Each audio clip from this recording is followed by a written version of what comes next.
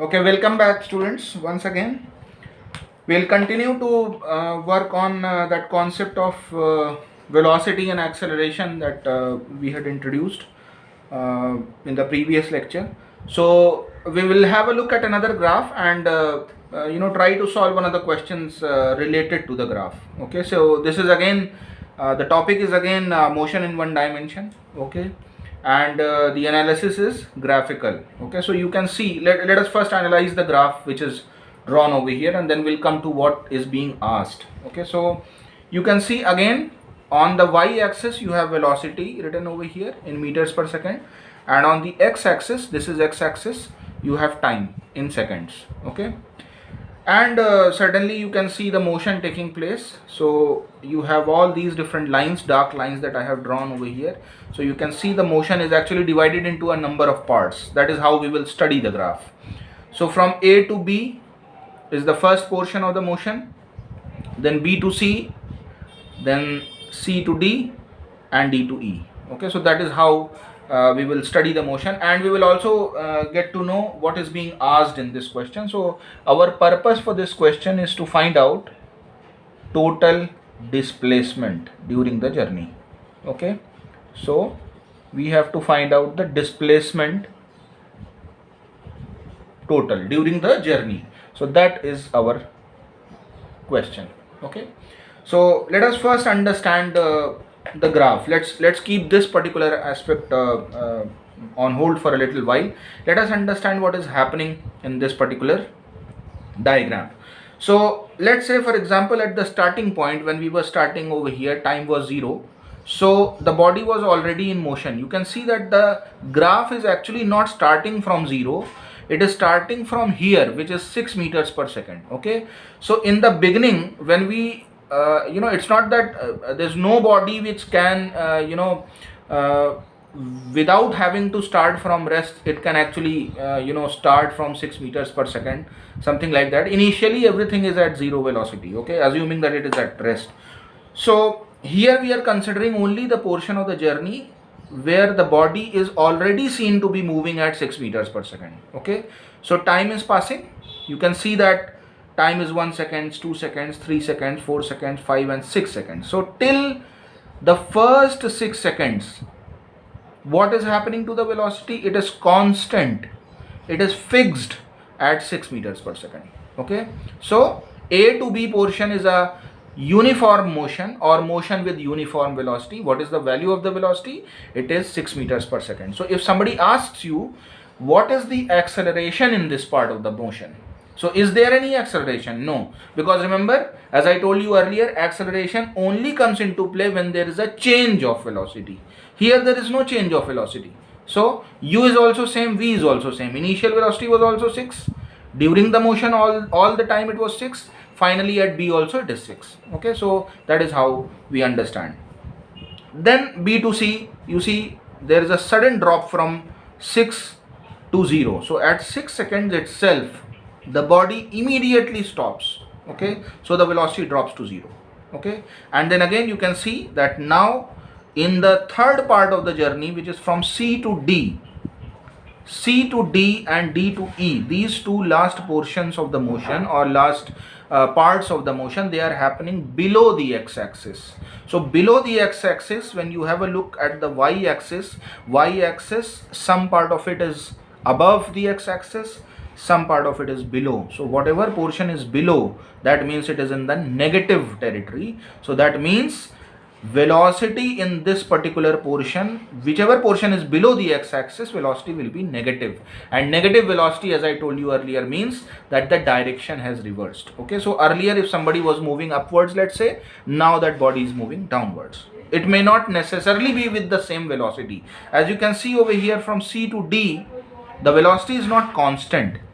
It is starting from 0 and it is reaching where?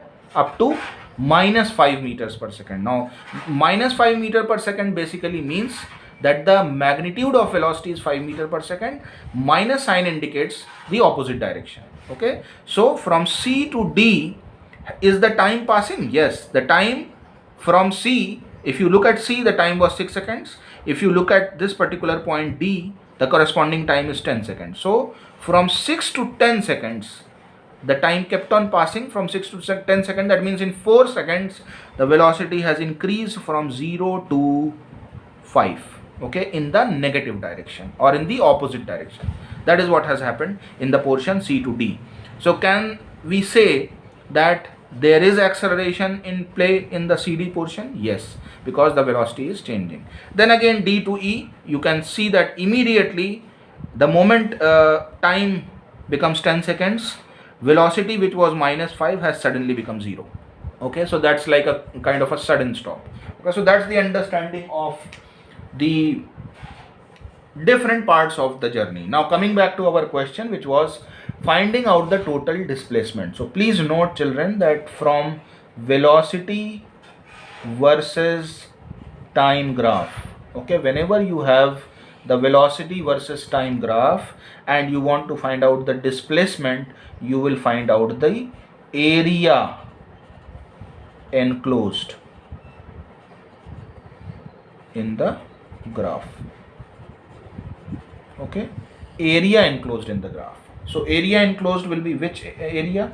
It will be this area and it will be this area. Okay, and please note, children, that displacement being a vector quantity, you will have to be very careful with what you do after the areas have been calculated. Let's say, for example, during this entire journey there are two areas that have come up. Okay, so the first area is this area, which you can naturally see it's a rectangular kind of a figure, whereas this portion, which I'm going to call as let's say the area 2. Okay, so these are two different areas that you will have to calculate. So let's say, for example, area of the first figure, which is naturally a rectangle, so the area will be length into breadth. Okay, length will be this length, so this length is you can see, in fact if you literally look at it, the values, you will find that this is actually not a rectangle but a square, because this length is also 6 and the breadth is also 6. Okay, although the the things that are plotted on the axes are different, but then the values are same. Okay, so you can simply write 6 into 6. Now for better clarification, I'm going to write the units also so that you understand. Now the length means this. Okay, and what is there on the length? Time. So I will write seconds here. Okay, and then what is breadth? Breadth is this. This is also 6. The value is 6, but what is plotted? Velocity is plotted. So the unit will be meter per second. So when you multiply these two in terms of units also, S and S gets cancelled and you get meter. This is how you are getting displacement by finding out the area. So you simply should not say that since we are calculating area, so the unit should be meter square. No, we are finding out the area, but then it's not meter and meter on both axes. You can see on the y-axis it is meter per second and on the x-axis it is second. So second and second from the numerator denominator gets cancelled and you get 6 6 36 meters is the displacement in the first portion of the graph. Please note, children, keep in mind that this area is coming with a positive sign because the motion was happening in a particular direction. So let that direction be, let's assume that the direction is upwards. Okay, now coming to this area 2, let me calculate the area 2 here. Now naturally area 2 is a rectangular is a triangular shape, so you will have half into base into height as the formula. So I'll put the values, half into base. Now what is base? Base is this, from here to here. So from 6 to 10 it becomes 4 multiplied by the height. Okay, so this is a naturally this is a right angle triangle, so the height is this. So what, how much is the height in terms of value? It is from 0 to 5, so the value is 5. Okay, now 2 2s are 4, 5 2s are 10 meters is the value of the area that is coming. Again, I'm not putting meter square because remember, we do not have meter and meter on both axes. There is second here and there is meter per second here. So again, by using the same concept, you get meters. Now, please note, children, there are two ways in which you can actually understand this question.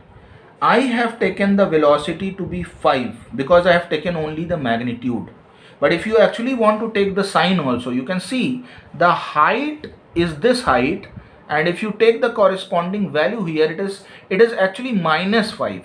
So if I put -5 over here, then you are going to get an answer of area as -10 meters. Okay, reason why this is happening is because in this portion of the journey, which is this triangular portion, motion is happening in the opposite direction. Remember, as I told you, the moment you cross x-axis and go below the x-axis, that means you are changing the direction. So if you are moving upwards earlier, you are moving downwards now. So what does that mean? That basically means that you have changed direction. You are coming ulta towards with regards to how you were going earlier. So earlier, if you were going in the right direction, now you are going in the left direction. So whichever way you want to understand it.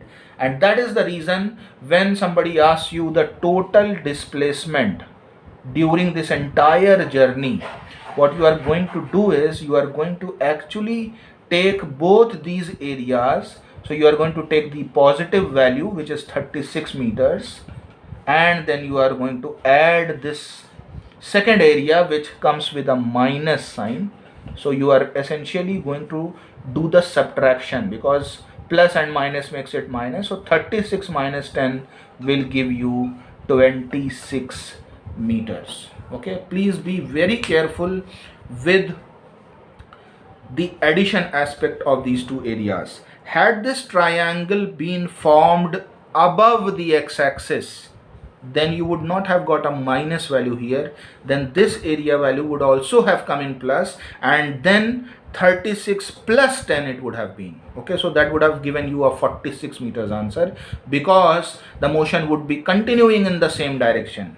The reason why we have subtracted is because the second part of the journey is happening in the opposite direction. So naturally, if somebody moves 36 meters in one direction and then goes backwards 10 meters, so how much has he actually covered? He has only actually covered this portion. Okay, so that is 36 minus 10, which comes out to be 26. Okay, so that is the the easiest explanation that you can get with regards to calculation of displacement. Okay, so displacement is a vector quantity.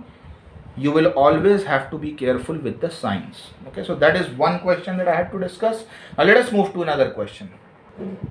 Okay, so now here is the second question. Again, it is a graphical analysis, and you can again see that we have velocity on the y-axis in meters per second, and on the x-axis you have time in seconds. And once again, you can see that the journey is happening in different, the entire journey has been divided into a number of parts: O to A to B, B to C, and C to D finally. Okay, so we are beginning from rest at 0. You can see the time is 0. This is the beginning point. So the body is starting from rest. Okay, from O to A, how much time has elapsed? From 0 to 20, you can see that time is the time during O to A is first 20 seconds. Okay, so what has happened to the velocity? Has it remained constant or has it increased? It has increased uniformly, and it has increased and reached up to 20. So from 0 meters per second, the body has continuously gained speed and it has reached at 20 meters per second. So is this an accelerated portion of the motion? Yes, this portion is an accelerated motion because velocity is changing. Now come to A to B portion. In A to B portion, again, is the time changing? Yes, the time cannot stop. Time continues to move, continues to change, continues to increase. So from 20 to 30 seconds, that means the duration of A to B part of the journey is 10 seconds. Look at the velocity. Has the velocity changed during this portion? No. The velocity has remained at 20. That means this is a zero acceleration motion or non-accelerated motion. So let me just write down non-accelerated motion. Okay. So this is the only part of the journey which is not having any acceleration. Now look at B to C. Again you can see at B the time was 30, at C the time is 40. So again 10 more seconds have passed. What happened to the velocity? Did it increase? Yes, it continuously increased from 20 up to 80. Okay, and then from C to D you can see that the time elapsed is 40 to 60 seconds, so that is a duration of 20 seconds. What has happened to the velocity? Has it increased again? No, it has actually decreased now and finally stopped. The body has stopped at 60 seconds. So this is how you analyze different portions of the graph, and all these portions, this and this, they are having some acceleration values because the velocity is changing in all these three parts. Only A to B portion velocity is constant, velocity is not changing, therefore acceleration is 0. Okay, now coming to our question, the question is find out maximum acceleration out of these three different parts of the journey. So we have to look at let's say for example O to A portion, then we have to look at B to C portion, and then we have to look at C to D portion. Okay, I am not taking A to B because as already discussed, that is a zero acceleration motion. Okay, so let's talk about O to A first. Acceleration value is V minus U upon T. So V means final velocity. Remember, we are considering O to A motion. O to A. So starting point is this point, final point is this point. So at final point the velocity is 20. At U was the initial velocity, so that was 0. Upon how much time has passed? Time passed is 20. So 20 minus 0 is 20 upon 20. So that gives you 1 meter per second square. That is the acceleration value in this region. Similarly, coming to B to C portion, formula again remains the same, V minus U upon T. So now we will look only at this particular portion of the motion. So this becomes the initial point, this becomes the final point. So the final velocity is 80. So I'm going to write 80 minus U. U is the initial velocity at point B. Initial velocity was 20. So I'm going to write 20 upon time. So from B to C, how much time has elapsed? You can see this was point B and this is corresponding point C here. So from B to C, you can see 30 to 40. So that's a difference of 10 seconds. Okay, 80 minus 20 is 60. 60 upon 10 will give you 6 meter per second square. Okay, now coming to the last portion of the journey, which is C to D. Again, acceleration value, the formula does not change, V minus U upon T. But please note children here that since this part of the journey, you can see that the straight line is actually sloping downwards. Both these O to A and B to C portions, they were going upwards. So that means velocity was going up, velocity was increasing. Therefore, we had positive acceleration values. Now velocity is decreasing. So decreasing velocity gives us a negative acceleration, which is also known as retardation. Okay, so let me calculate the acceleration value here. Here, please note, C to D is the journey. So the beginning point is C, the final point is D. So final velocity is the velocity at D, which is 0. You see, so I'm going to put 0 minus U. U means initial velocity. So for C to D portion of the journey, what was the initial point? Initial point was C, corresponding velocity was 80. So I'm going to put 0 minus 80 at the top, divided by how much time has passed from C to D. C, 40 seconds was the time when the journey started. 60 seconds it has ended. So the time gap is 20. So this time you are going to get 0 minus 80 is minus 80. Minus 80 upon 20 is going to give you minus 4 meter per second square. So please have a look at all these values over here and then arrive at the answer. If they are talking about maximum acceleration in terms of the magnitude, naturally this becomes the maximum acceleration, which is 6 meters per second square, and it is happening in the portion B to C. And you can see that that is the only portion which is having the highest slope. It is the most steeply climbing portion of the journey. This is also climbing up, but not such steeply. Okay, so this is the maximum. So this is the portion which is undergoing maximum acceleration, which means this is the portion where the rate of increase of velocity is more. Okay, similarly, the negative sign over here simply is indicative of the fact that the velocity is dropping. Okay, the magnitude will be 4, negative sign means the velocity is dropping. So this is a case, literally if you speak about the technically right thing, you will say that this is actually retardation which is taking place. Okay, so acceleration value is -4, but the retardation value is 4 meters per second square, because retardation itself is negative acceleration.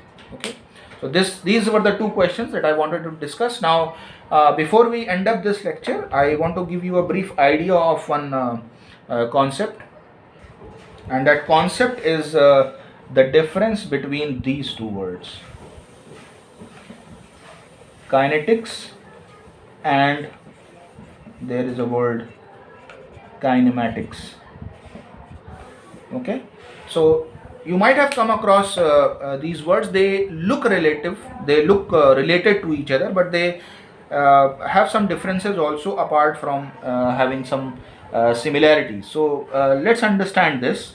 While we have the word kinetics over here, please note, let me first give you the similarity. So the similarity is very easy to understand. They are both related to motion. Okay, both these words are related to motion. Okay, so that's the similarity. What is the difference? The difference is, so let me write this down. This is the similarity over here. Okay, now what is the difference? The difference is kinetics talks about the cause which produces the motion. Okay, so the cause producing a particular kind of a motion. So let's say, for example, that if I'm able to walk on the road, so what is that particular motion that is being created in terms of my body moving on the road, or my legs moving on the road, my legs carrying me on the road forward. So this is a kind of a motion that is taking place. So what is the force involved? So frictional force is involved. Okay, so kinetics will deal with the reason why a particular motion is taking place. That is the primary concept behind kinetics, whereas kinematics deals with a number of different aspects of that motion, like for example, the time in which that motion is taking place, the velocity with which the motion is taking place, whether that motion has an acceleration or not. Okay, if there is an acceleration, what is the value of the acceleration, and so on and so forth. So as you understand now, the difference between the word kinetics and kinematics is, kinetics gives you the reason or the cause which produces motion, a particular kind of motion. There can be different causes for different kinds of motion. Okay, whereas kinematics deals with the detailed study of that particular motion in terms of different parameters: velocity, acceleration, slope of the graph, how much acceleration is there, what was the time elapsed, and so on and so forth. So I hope this lecture must have cleared quite a few things for you. I'll come up with the next lecture on a different topic.